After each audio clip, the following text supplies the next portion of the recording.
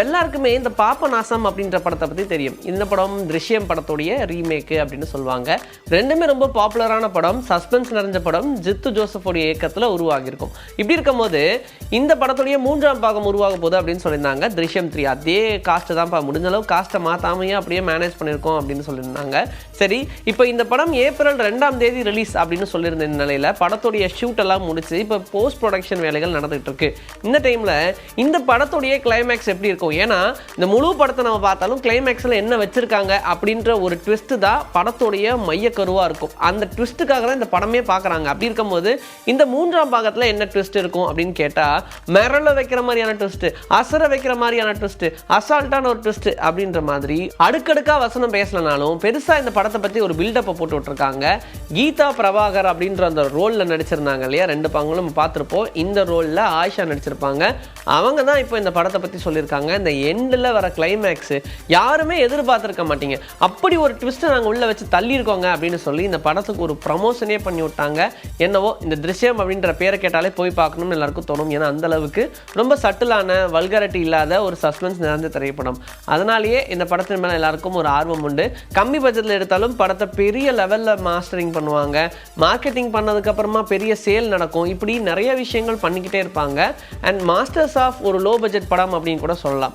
எப்படிலாம் இருக்கும்போது இந்த திரைப்படத்துடைய ரிலீஸ்க்காக ரசிகர்கள் காத்துட்ருக்காங்க. பெரும்பாலும் நடிகர்கள்லாம் இப்போ பார்த்தீங்கன்னா அவங்க சம்பளமே வாங்குறதில்ல, வாங்காமே நடிக்கிறாங்க. என்ன சொல்கிறீங்க அப்படின்னு கேட்டால், சம்பளம் வாங்குறதில்ல, அதுக்கு பதிலாக ஷேர்ஸ் அப்படின்னு பேசுகிறாங்க. நம்மளோட படம் ஓடும் நமக்கு தெரியும், அப்புறம் என்ன ஷேராக பேசுகிற வேண்டியதானே, சம்பளத்தோட அதிகமாக வரும். இது ப்ரொடியூசர் பாயிண்ட் ஆஃப் வியூலேருந்து பார்த்தோம்னா ஒரு மாஸ் கமர்ஷியல் ஹீரோ வச்சு படம் பண்ணும்போது அவங்க சம்பளமாக 100 கோடி 150 கோடி கொடுத்தாங்க அப்படின்னா அந்த படம் ஓடலைன்னா அது ஒரு நஷ்ட கணக்கில் வந்துடும். ஆனால் இப்படி பர்சன்டேஜாக போகும்போது உங்களுக்கும் லாபம் எனக்கும் லாபம், பிரச்சனை இல்லை அப்படின்ற மாதிரி இருக்கும். சரி, இது நடிகர்களும் ஒத்துக்கிறாங்க இல்லையா, அதனால ப்ராப்ளம் இல்லாமல் ஓடிக்கிட்டு இருக்கு. அப்படிதான் இப்போ அல்லு அர்ஜுனை பற்றின ஒரு பேச்சு ஓடிட்டு இருக்கு. இவர் இப்போ சம்பளமே வாங்குறதுல ஒன்லி ஷேர்ஸ் தான் கேட்டு அடம் பிடிக்கிறாரு அப்படின்னு. ஈவன் புஷ்பா 2 படம், புஷ்பா படத்துக்கு அவர் சம்பளம் வாங்கினாரு. ஆனால் புஷ்பா 2 படம் பெரிய ஒரு எக்ஸ்பெக்டேஷன்லாம் இருக்கிறதுனால இந்த படத்தில் நடிக்கிறதுக்கு முன்னாடி ஒப்பந்தம் பண்ணும்போது 27% எனக்கு கொடுத்துடணும் அப்படின்னு சொல்லிட்டாங்க. அதனால் புஷ்பா 2 படம் 1000 கோடி ரூபாய் வசூல் அப்படின்னா கிட்டத்தட்ட 270 கோடி இப்போ அல்லு அர்ஜுனுடைய கைக்கு போயிடுச்சு. அது ஓகே தான். ஆனால் இதற்கு அடுத்தபடியாக என்ன நடக்க போகுது அப்படின்னு கேட்டால், அல்லு அர்ஜுன் அட்லி 2 பேருடைய கூட்டணியில் ஒரு பிரம்மாண்டமான படம் நடக்க போகுது இல்லையா.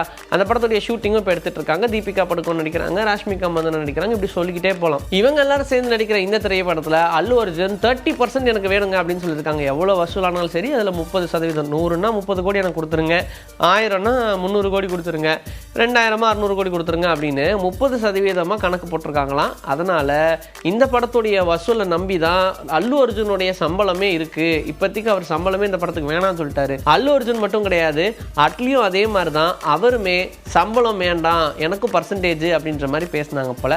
ஆனால் அவர் திடீர்னு மனசு மாதிரி அதிகமான சம்பளம் வாங்குற இயக்குநர்களுடைய பட்டியலில் நானும் வரணும் அப்படின்றதுக்காகவே அவர் அதிகமாக சம்பளம் வாங்கினதும் சொல்கிறாங்க. ஷேர்ஸும் கொஞ்சம் பேசியிருக்காங்களாம், ஆனால் அது வெளியே கசியில. டிசம்பர் 20, 2024 அனிஃப் அதனியோடைய இயக்கத்தில் மார்க்கோ அப்படின்ற படம் ரிலீஸ் ஆயிருந்துச்சு.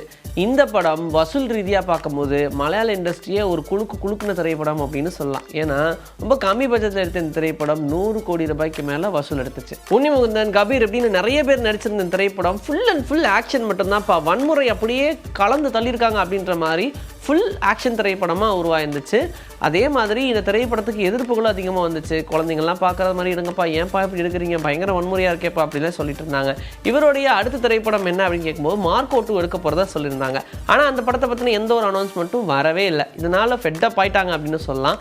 சரி, இப்போ அடுத்து என்ன தான் பிளான் பண்ணியிருக்கீங்க அப்படின்னு கேட்டால், இயக்குனர் இங்கேருந்து அப்படியே ஜம்ப் ஆகி தெலுங்கு இண்டஸ்ட்ரிக்கு போகிறாரு அப்படின்னு சொல்லிட்டாங்க.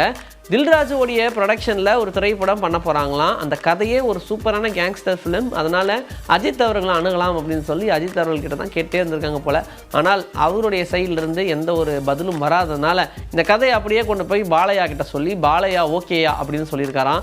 அதனால் இப்போ இவங்களுடைய கூட்டணியில் ஒரு திரைப்படம் உருவாக போகுது. மார்க்கோ 2லாம் அப்புறமா தான். இவருக்கு ஒரு கமர்ஷியல் பிரேக் தேவைப்படுதுல்லப்பா. அதனால் மார்க்கோ 2 அப்படின்ற படத்தை ஓரமாக வச்சுட்டு இப்போ இந்த திரைப்படத்தை எடுக்கிறதுக்கு பிளான் பண்ணிட்டாங்களாம். சீக்கிரமாகவே இந்த படத்தை பற்றி பற்றின ஒரு அஃபிஷியல் அனௌன்ஸ்மெண்ட் வரும்னு எதிர்பார்க்கலாம். நிதிஷ் திவாரியோட இயக்கத்தில் ராமாயணா அப்படின்ற திரைப்படம் உருவாகிட்டு இருக்கு. தீபாவளிக்கு இந்த படத்துடைய முதல் பாகத்தை ரிலீஸ் பண்றோம் அப்படின்னு சொல்லியிருந்தாங்க. இந்த படத்தில் ரன்வீர் கபூர் தான் ராமனா நடிக்கிறாங்க, சீதாவா சாய் பல்லவி நடிக்கிறாங்க. இவங்க இல்லாம ராவணனா யஷ், கூடவே ரகுல் பிரீத் சிங், அப்படி காஜல் அகர்வால், அப்படின்னு நிறைய நடிகைகள் சொல்லிக்கிட்டே போகலாம். இப்படிலாம் இருக்கும்போது எல்லாருக்குமே ஒரு முக்கியமான கதாபாத்திரம் கொடுத்தாகணும். அப்படிப்பட்ட கதாபாத்திரங்கள் தான் கொடுத்துருக்காங்க. ராமாயணம் அப்படின்னு சொல்லும்போது இதில் வரக்கூடிய எல்லா கதாபாத்திரங்களுமே ரொம்ப முக்கியமான கதாபாத்திரங்கள். அப்போ விபூஷணன் யாரு, அவரும் ரொம்ப முக்கியமான கதாபாத்திரம் தான். அவரை யாரை நடிக்க வைக்கலாம் அப்படின்னு சொல்லி ஒரு பெரிய பிளான் ஸ்கெட்ச் எல்லாம் போட்டிருந்தாங்க. ஏன்னா ராமாயண கதைப்படி விபூஷணன் என்னதான் ராவணனுடைய சகோதரராக இருந்தாலும் அந்த பக்கம் போகாம ராமர் சைடு தான் அப்படின்னு சொல்லி ஃபுல் அண்ட் ஃபுல் எங்க நியாயம் இருக்கோ அந்த பக்கமே வருவேன்னு சொல்லி வந்திருப்பாரு. அதுக்கப்புறமா ஸ்ரீலங்கா, அதாவது லங்கையுடைய அரசரா எப்போ வந்து ராவணனை அழிச்சாரோ அப்போ லங்கையுடைய மன்னனா விபூஷணனை தான் முடிசூடுவாங்க.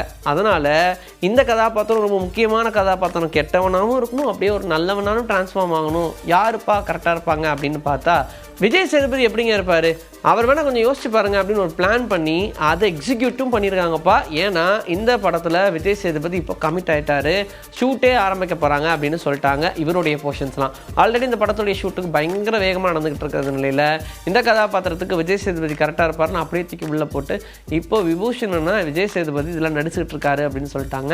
இந்த கதாபாத்திரத்துக்கு இவர் விட்டால் வேறு யாருங்க இருக்கா, அப்படி கெட்டவனாகவும் இருப்பார், அப்படி நல்லவனாகவும் இருப்பார், இவர் தாங்க சரியான ஆள் அப்படின்னு சொல்லி அப்படியே தூக்கி இந்த கதாபாத்திரத்தில் போட்டிருக்காங்களாம். அதுக்கேற்ற மாதிரி இந்த படம் இன்னும் மெருகேறி இருக்கு அப்படின்ற மாதிரி தான் சொல்றாங்க.